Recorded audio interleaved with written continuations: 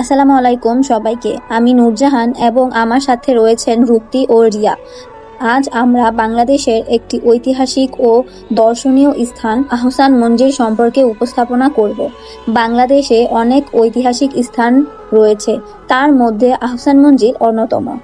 এটি শুধু একটি ভবন নয়, বরং বাংলাদেশের ইতিহাস, সংস্কৃতি ও ঐতিহ্যের একটি গুরুত্বপূর্ণ অংশ। আহসান মঞ্জিল পুরান ঢাকার কুমারটুলিতে বুড়িগঙ্গা নদীর তীরে অবস্থিত।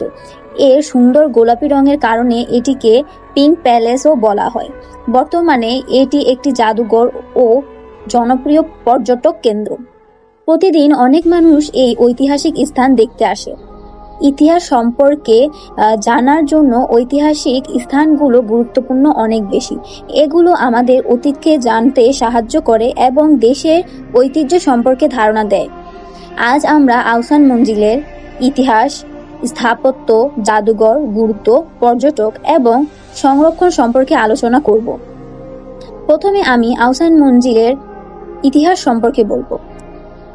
আহসান মঞ্জিলে ইতিহাস অনেক পুরনো ও গুরুত্বপূর্ণ।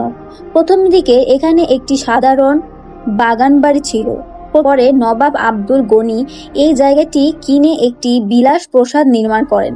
তিনি তার ছেলে খাজা আহসানুল্লাহ নাম রাখেন আহসান মঞ্জিল। 19 শতকে এটি ঢাকার নবাব পরিবারের প্রথম বাসভবন ছিল। তৎকালীন সময়ে নবাবরা সমাজ ও রাজনীতিতে অনেক প্রভাবশালী ছিলেন। ব্রিটিশ আমলে এখানে অনেক গুরুত্বপূর্ণ সভা, অনুষ্ঠান ও রাজনৈতিক আলোচনা অনুষ্ঠিত হতো। দেশের বিভিন্ন গুরুত্বপূর্ণ ব্যক্তিরা এখানে আসতেন।